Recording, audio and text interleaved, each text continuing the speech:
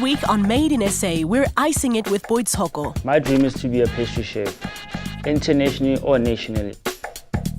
Boitshoko's dream is to tantalize your palate and please your eyes. I think the most important thing to be successful in this industry is you need to be extremely passionate and love what you do.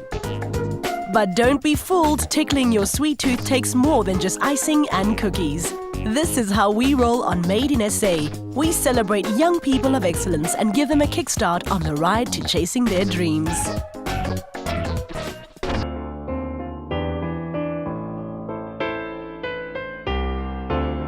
My name is Boitshoko.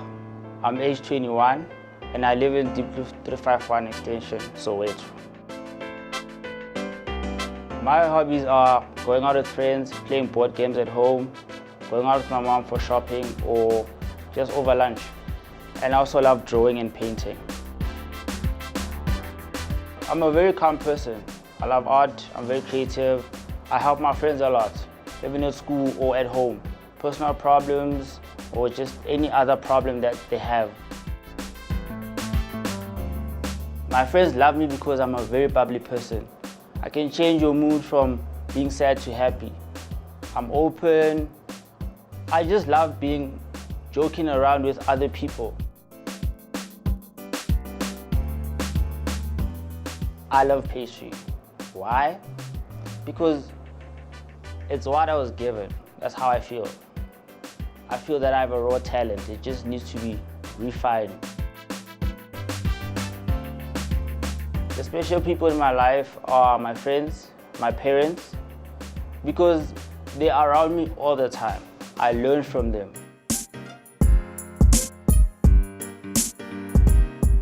My name is Phineas. I know Boitshoko from high school, grade 10, yeah.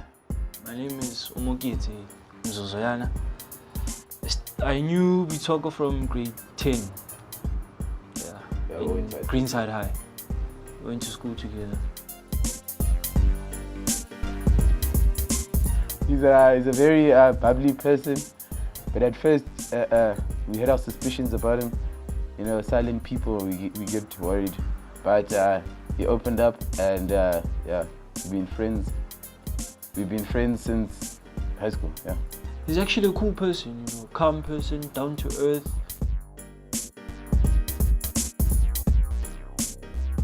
He can't say no. Like he's very helpful. Even if he's put in a situation that he knows he can't help, but he tries utmost best to help. That's kind of a problem because it can put him in an awkward situation where he can't get out.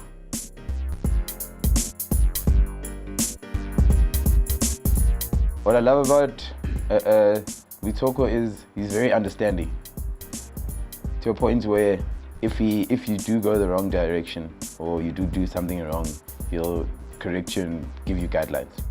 He's a humble person. Boy, he's a humble person.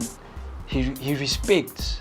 That's the first thing that I loved about him. He respects and he's humble. You know, he's grateful for what a person can give. You see, and then he appreciates. Boy, becoming a chef, it's a great thing from where I am because I don't have friends that are chefs. And at the other hand, I love food, so when he cooks in J, I'm there in a plate, ready to start cleaning that plate. Boitshoko will be successful. He means eternal friendship. He's my family, he's my brother. I wanted to plan my 50th birthday. What do you want on your menu? My name is Visha and I'm Boitshoko's mother. Boitshoko is a very sweet boy. He's shy and then he doesn't have a lot of friends. He does a little bit of partying because he's a teenager, but he's not a troublesome kid. He was about 2.5 years old and then I took him to a crash in Berea.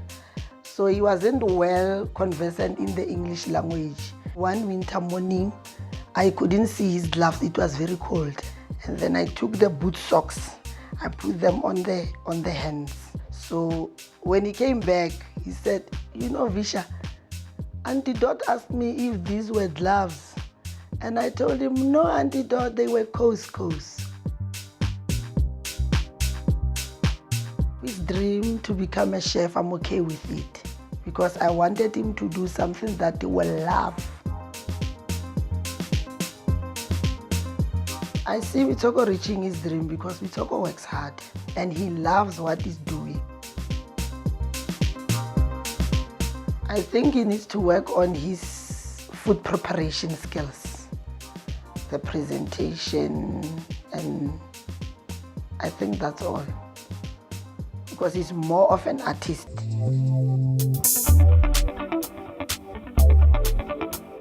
My dream is to be a pastry chef, internationally or nationally, and I started to be a chef in grade 10.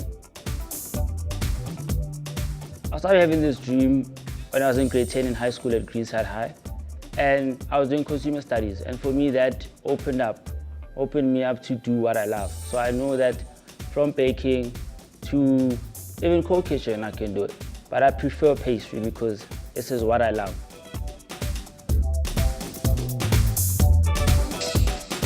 I decided to follow this dream because I started baking with my mom, and my consumer studies teacher saw a talent in me. So she said I'm a raw talent and I should go with what I love. So I took food. I decided to become a chef.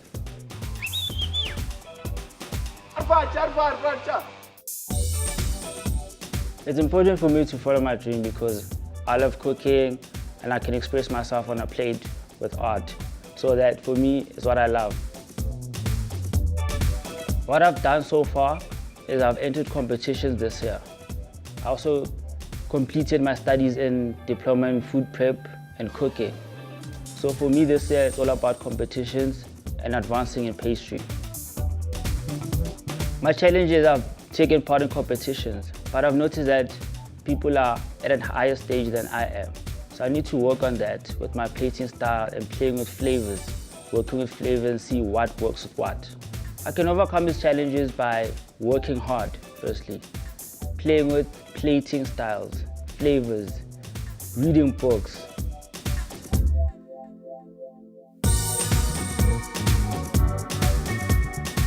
To become a chef, you just need subjects like consumer studies, maths, English, and that's it. As long as you know how to cook and follow instructions.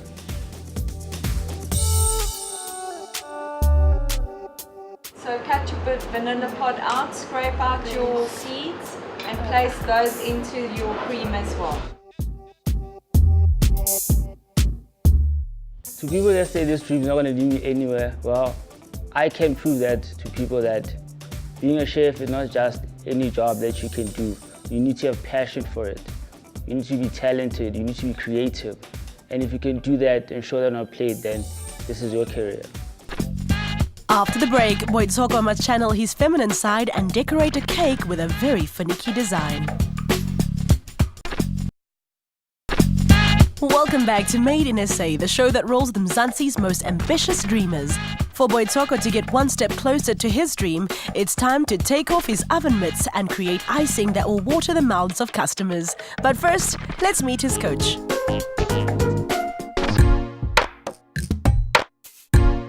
My name is Kate Duval and I'm a pastry chef. I think the most important thing to be successful in this industry is you need to be extremely passionate and love what you do. If you don't have that passion and drive, then it doesn't really give you the edge in the industry to become a great success. What I love about this job is every day you're doing something different.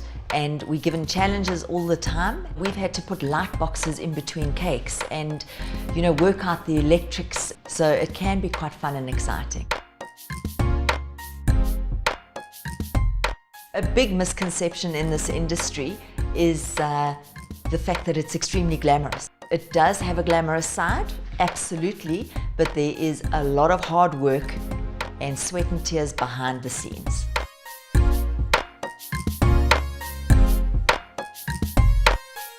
I think what you need to keep on thinking to keep your mind positive when you do have a bad challenge or a bad experience in the industry is just remind yourself of your passion and love for the industry, because as much as you have one bad experience, you can have another 10 fantastic ones which actually keep you excited and challenged in the industry.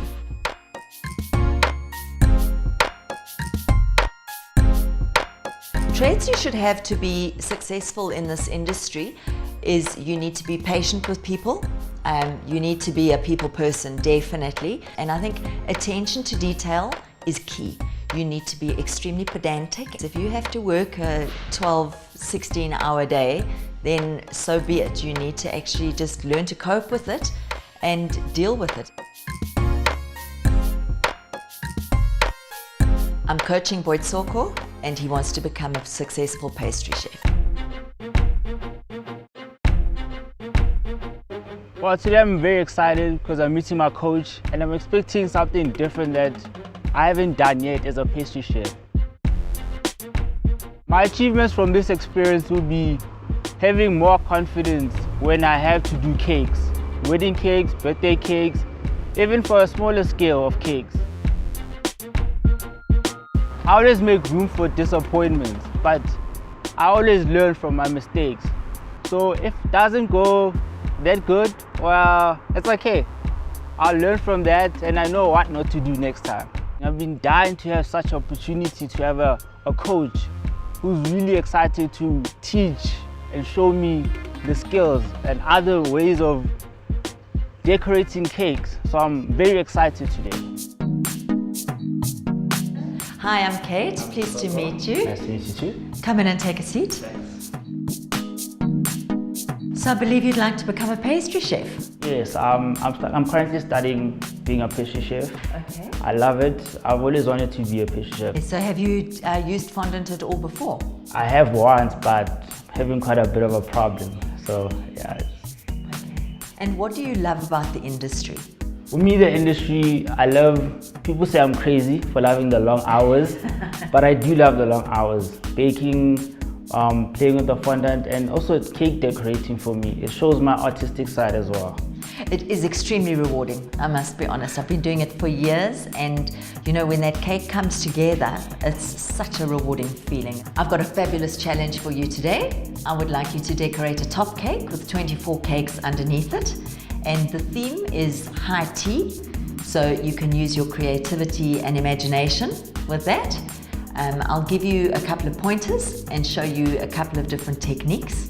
Are you feeling up for it? I'm ready for it. Right, let's go.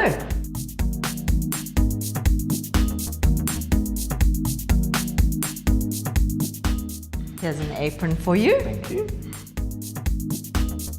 Are you ready for me to show you some techniques? All right, first of all, we need to make some fondant paste. So we mix a cellulose compound into it. It's 5 mils. So what does it do to the fondant? It thickens the fondant. Oh, okay. So if you take a little bit like this and just put it on your tongue, Oh, it's like, it goes all kind of sticky and gummy. I've got some fondant that's already had it mixed in. Feel that. See, it's much firmer. yeah. Now I'm going to show you how to make a bow. First of all, roll out your icing. How thin do you roll out? You know, the thinner that you roll it, the better the end product is. So I would suggest you probably roll it out to 1 millimeter thick, if not even thinner. Now we're just going to cut a strip of icing. I normally like bending the little tails a little bit. Gives a little bit more 3D and character, yeah. Now this glue is made from 4 tablespoons of water and 1/4 teaspoon of CMC.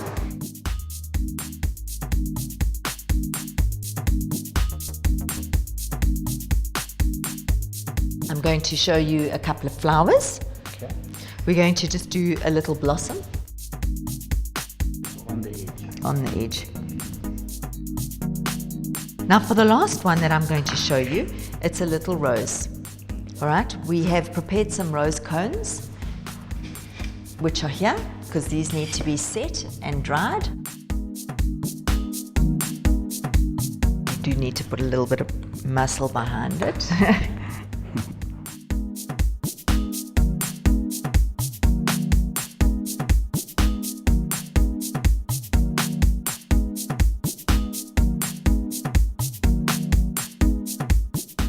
Now we're going to apply some glue. We're just going to make small little half roses. And then petal number 2 must touch the edge of petal number 1. There we go. So it always has to be on the edge of the other petal. Yes. Okay. Do you want to try one quickly? Yes, please.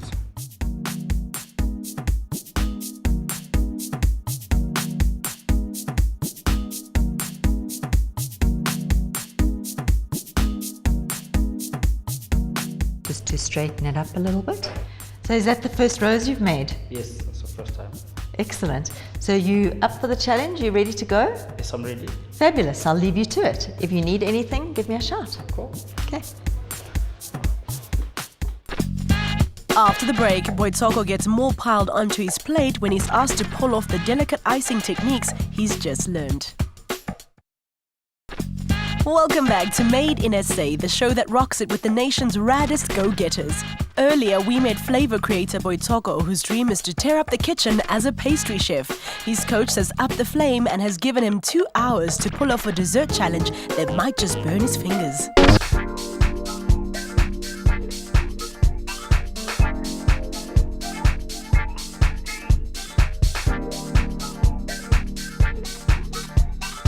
I've given Boitshoko this challenge because I want him to think out of the box a little bit, stretch his talents, and see what he is able to do.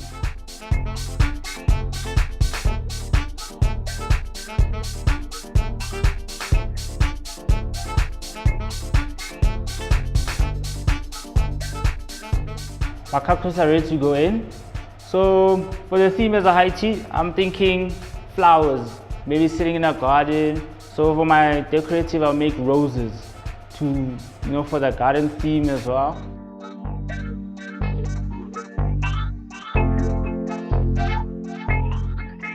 This challenge is going to force him to not use his preferences and to do a cake for his client. So he's going to need to remove his own personal taste and see it from the client's perspective.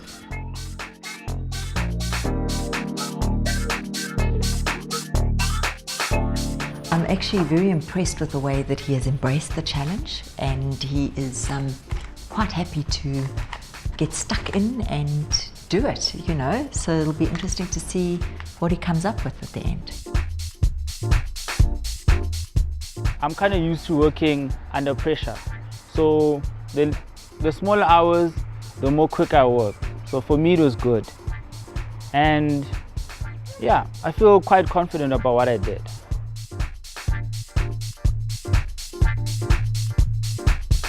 The bow that he'd done, I think, was looking very good. The first attempt, he could see it made a little bit too small, and the second one he'd made a little bit bigger. And the fact that he was asking and saying, is the icing a little bit thick, is fabulous, because he's actually noticing the fine little details, which is very important. So how is it going?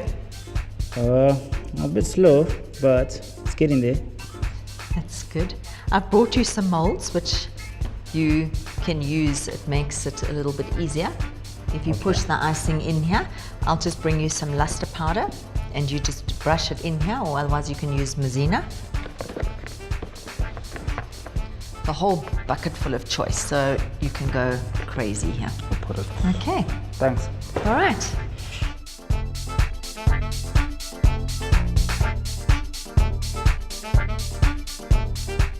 I think he needs to focus on his attention to detail. It is very difficult to master these techniques. It takes a lot of time and a lot of practice. And I think the fact that he's only got 2 hours is an extremely brave challenge for him to take on. I think he needs to just focus on practicing and getting his skills tuned so that he can actually continue in this industry.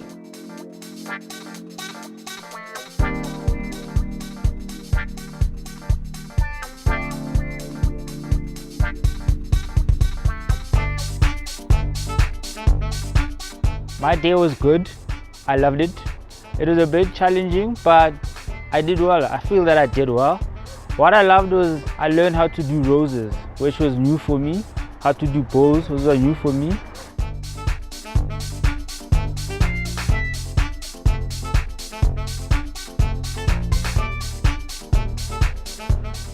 Oh wow.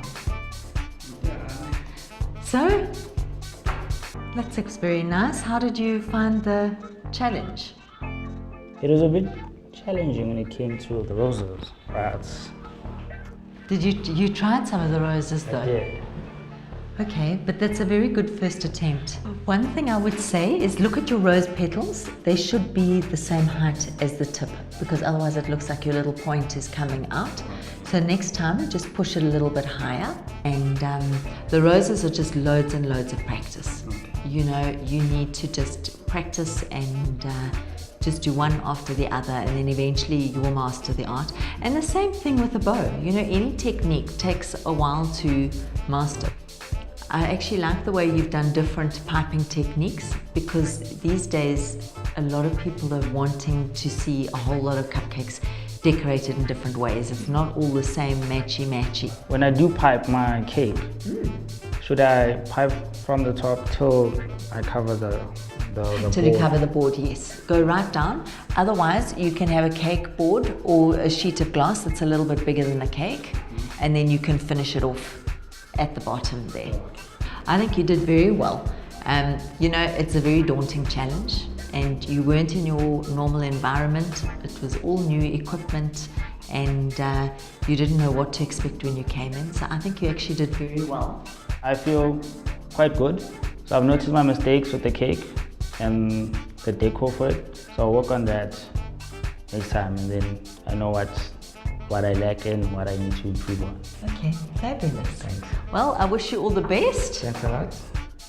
And I hope this is not the last set of cupcakes that you're going to do. No, I'm gonna make a couple more. I think he did very well in this challenge, and I can see him doing well in the industry. He has the drive and the passion, and that's what it takes to go far. This is what I love. The challenges will always be there. So even when I have the challenges or someone wants to put me down, I'm still gonna fight to become a pastry chef. We'll toast a cup of tea to that, Boitshoko.